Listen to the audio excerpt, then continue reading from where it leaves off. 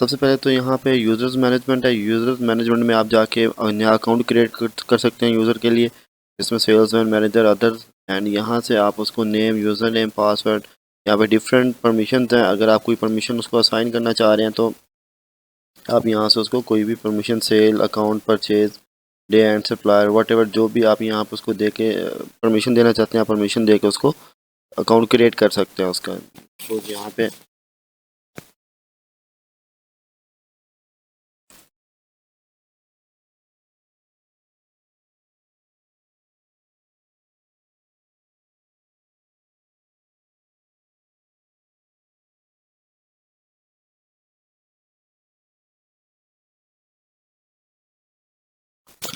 इसके बाद सबसे पहले आपने अपने प्रोडक्ट्स को यहाँ पे रजिस्टर्ड करना है। अब प्रोडक्ट को रजिस्टर करने के लिए यहाँ पे 2 लेवल की कैटेगरीज हैं। सबसे पहले मेन कैटेगरी है, तो यहाँ से आपने कैटेगरी ऐड करनी है।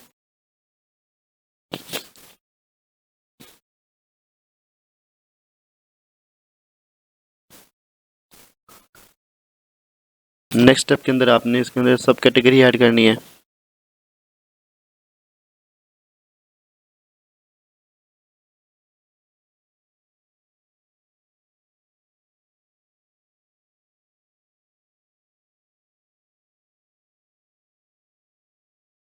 सब कैटेगरी के बाद आपने यहाँ पे जाके अपने जो प्रोडक्ट्स हैं उनको रजिस्टर करना है। यहाँ पे कैटेगरी पहले कैटेगरी सेलेक्ट करेंगे, फिर सब कैटेगरी सेलेक्ट करेंगे, उसके बाद टाइटल, प्रोडक्ट A1, इसके बाद कॉस्ट प्राइस बता दें। अब यहाँ पे पैकिंग साइज़ है। पैकिंग साइज़ में मतलब आपने ये बताना है कि हमारे पास जो बड़ी यूनिट है, जब हम बाई करते हैं चीज़ों को लाके, तो मतलब उसमें कितनी हमारे पास प्रोडक्ट्स होंगी। यानी कि हम कह सकते हैं कि यहाँ पे हमारे पास 14 की जो है ना वो पैकिंग है। अब यहाँ पे आप अपनी पैकिंग जो ओवरऑल बड़ी पैकिंग है उसकी कॉस्ट प्राइस अपनी आप बतानी है। लेट्स सपोज यहाँ पे इसकी 2000 है, तो सिंगल यूनिट की प्राइस ऑटोमेटिकली यहाँ पे वो फाइंड कर लेगा पैकिंग के हिसाब से। इसी तरह यहाँ पे आप उसको बता दें कि मेरी जो सेल प्राइस है वो क्या है, इसी तरह उसकी ऑटोमेटिकली यहाँ पे कॉस्ट सेल प्राइस यहाँ पे पर यूनिट निकल आएगी। शॉर्ट स्टॉक कि कितना स्टॉक आपका रह जाए तो सिस्टम आपको आइडेंटिफाई करेगी या आपको नोटिफिकेशन दे कि आपका ये स्टॉक इतना कम रह गया वहाँ।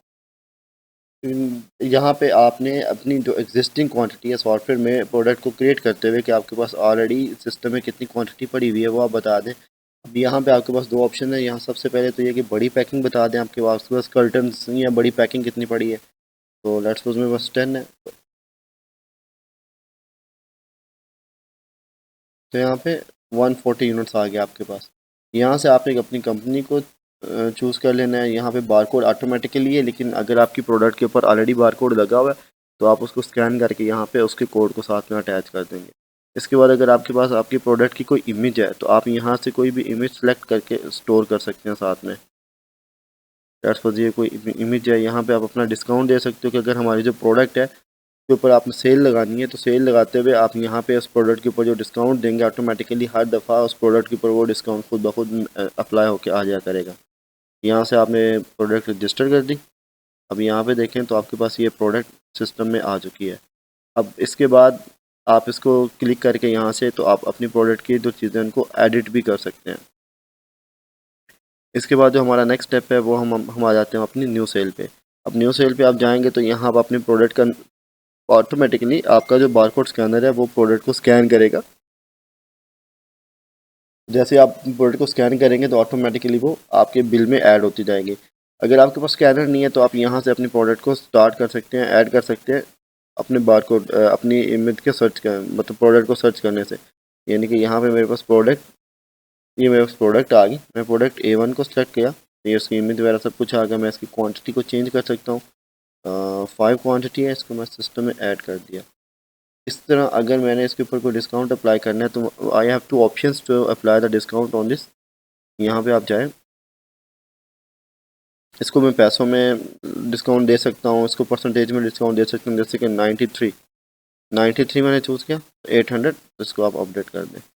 अब ये प्रोडक्ट मेरे पास आ गई। तो यहाँ पे हमारे पास ये एक डिस्काउंट है, प्रोडक्ट डिस्काउंट डिस्काउंट है प्रोडक्ट के ऊपर, और एक डिस्काउंट है टोटल। लेट्स सपोज कि मेरे पास 800 है और मैं इसको बिल डिस्काउंट देना चाह रहा हूँ, तो बिल डिस्काउंट ओवरऑल प्रोडक्ट के ऊपर यहाँ पे अप्लाई होगा। अब हमने इसको 100 रुपये डिस्काउंट देते हैं। जैसे 700 का बिल है और 700 हम इसको कैश पे दे देंगे। तो इस तरह हम अपना बिल जो है वो यहाँ से क्रिएट कर सकते हैं। बट दूसरी सूरत में यहाँ क्या है कि हमारे पास एक और ऑप्शन है, वो ऑप्शन है कि अगर हम क्रेडिट पे सेल करना चाह रहे हैं तो हम यहाँ पे क्लिक करेंगे। तो यहाँ पे अगर हमने कोई प्रोडक्ट, कोई कस्टमर ऐड किया हुआ है, तो हम उस कस्टमर को सिलेक्ट करके यहाँ पे उसको उसके जो लेजर है उसके अंदर अपनी जो अमाउंट है उसको ऐड कर सकते हैं। तो यहाँ पे फ़िलहाल मैं अभी इसको कैश में सेल आउट कर रहा हूँ। जैसे अब इसको करेंगे इसके बाद इसकी जो रिसिप्ट है वो ऑटोमेटिकली जो है वो प्रिंट होकर निकल आएगी। अब यहाँ से मैंने ये सेल कर दी। जैसे मैंने यहाँ से इसकी सेल किया तो आप जहाँ पे जाएं तो ये सेल लिस्ट के अंदर आपको ये सेल आपकी नज़र आ रही है यहाँ पे। तो आपकी आज की एक सेल है, टोटल बिल 800 बना था और उसमें आपने 100 का डिस्काउंट देने के बाद 700 की वो सेल आउट की है। तो इसी तरह मतलब आपकी जो जितनी भी प्रोडक्ट्स हैं वो सेल के रिकॉर्ड में आती रहेंगी। इसी तरह यहाँ पे आप जाके अपने बिल को ओपन करके तो उसकी सारी डिटेल देख सकते हैं। And one thing is more कि अगर आपको कोई अपने सेल की रिपोर्ट प्रिंट करनी है तो आप यहाँ पे जाएंगे तो यहाँ पे आपके पास प्रिंट का ऑप्शन आ जाएगा। यहाँ पे आपके पास या कैश कस्टमर 800 और ये आप यहाँ से अपनी सेल्स को 2 डेट्स के दरमियान में प्रिंट कर सकते हैं। इसके बाद हमारे पास नेक्स्ट ऑप्शन आ जाता है परचेजेज ऐड करने का। तो इसी तरह मतलब हम जाएंगे यहाँ पे तो न्यू परचेज। अब आप सबसे पहले देखेंगे आपके पास स्टॉक कितना, stock in and out automatically यहाँ पे हो रहा है। अब हमने 10 प्रोडक्ट्स वहाँ पे सेल आउट की थी, 145 हमारी टोटल थी, 135। तो अब हम जाके अपनी जो प्रोडक्ट है इसकी कुछ परचेजिंग ऐड करते हैं। तो अब हम जाते हैं यहाँ पे परचेजिंग पे। तो जैसे हम परचेजिंग पे गए, प्रोडक्ट A1 ऑटोमेटिकली ये हमारे पास 14 की पैकिंग है और 135 ऑलरेडी पड़े हुए हैं। तो हम इसके दो पैकिंग और सिस्टम में ऐड करते हैं। ये मेरे प्राइस आ गई। यहाँ पे आपको अपनी पार्टी सेलेक्ट करनी पड़ेगी जिसको आप जिससे आप प्रोडक्ट को ले रहे हो। तो ऑटोमेटिकली यहाँ पे आपका उसके साथ लेजर चलता जाएगा। लेट्स सपोज यहाँ पे हमारे पास ये आ गई तो हम ये टोटल अमाउंट इसको पेमेंट में डाल लेते हैं।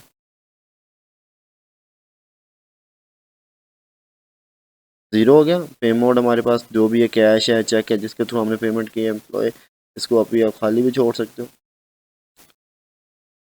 अब आप अपनी यहाँ पे जाके चेक कर सकते हैं कि ये आपकी परचेज सिस्टम में ऐड हो गई है। अब आप अपना स्टॉक जाके चेक करें तो stock should be updated, it is 163 now. तो यहाँ से स्टॉक ऑटोमेटिकली अपडेट हो जाए करेगा। इसके बाद आपके पास यहाँ पे आ जाते हैं अपने सिस्टम, यानी कि रोज़मर्रा के जो ऑफिस के एक्सपेंसेस होते हैं उसको आप यहाँ से ऐड कर सकते हो। आप यहाँ पे हेडर बना सकते हो अपने एक्सपेंस के पहले। लेट्स सपोज हमारे पास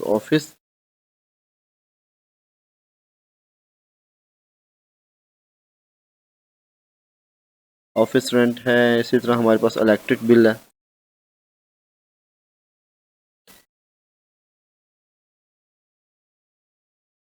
इलेक्ट्रिक बिल हमने ऐड कर दिया। अब यहाँ पे हम जाएंगे तो ये हमारे पास हेडर्स बन चुके हैं। इलेक्ट्रिक बिल आप यहाँ पे अमाउंट बताएंगे, हमारे पास अमाउंट है 399 51। इसी तरह यहाँ पे आप उसकी डिस्क्रिप्शन बता दें, पे बिल फॉर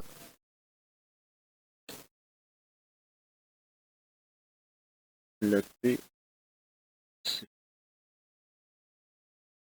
तो यहाँ से आप इसको सेव कर दें। तो यहाँ पे आपके डेली के जो एक्सपेंसेस है वो यहाँ पे आप स्टोर कर सकते हो।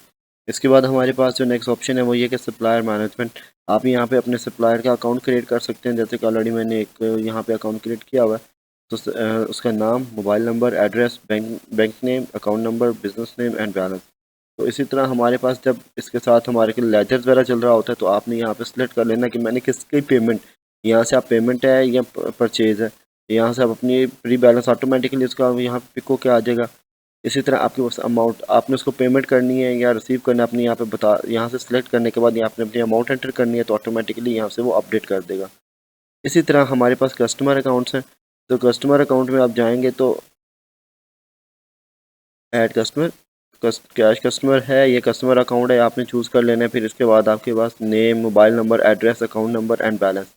तो आप ये सारी चीज़ें एंटर करके इसको सेव करेंगे तो यहाँ से आपको नेक्स्ट स्टेप ये है कि जैसे ही हम अपने कस्टमर का अकाउंट क्रिएट कर लेते हैं तो हम उसके कस्टमर के सेल करते हैं। हम लेट्स सपोज यहाँ से हम अपनी कोई प्रोडक्ट सेलेक्ट करते हैं, प्रोडक्ट ए हम इसको क्वांटिटी 2 में चेंज कर ले, 3 में चेंज किया इसको हमने यूँ कर दिया एंड अब यहाँ पे हम इसको कस्टमर का अकाउंट क्रिएट करते हैं। First of all let's suppose यहाँ पे हमारे पास कस्टमर एग्जिस्ट नहीं कर रहा, अभी जस्ट कैश कस्टमर है। तो यहाँ पे हमें सबसे पहले तो अपना कस्टमर क्रिएट करना पड़ेगा। तो हम यूँ करते हैं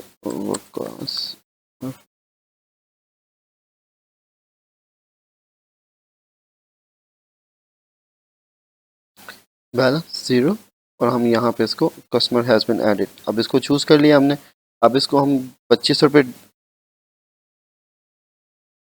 डिस्काउंट के बाद हम पेमेंट 100 पेमेंट डालते हैं और 100 हम उसके अकाउंट में इन कर देंगे। तो ये हमारे पास जैसे हम इसका बिल क्रिएट करेंगे तो रिसिप्ट एंड इसके बाद अगर आप चेक करें तो हमारे पास कस्टमर था वो कस्टमर और 100 हमने उसके अकाउंट में बैलेंस अभी जा चुके हैं। अब ये हमारे पास 100 बैलेंस आ गया तो बाद में हमने इसको जो है वो पेमेंट रिसीव करनी है बाद में लेटर ऑन। तो हम यहाँ पे जाके कस्टमर को सिलेक्ट करेंगे वो कस्टमर, और इसी तरह यहाँ पे हम उसकी रिसीविंग है तो हम 100 रिसीविंग में डाल दिया हमने।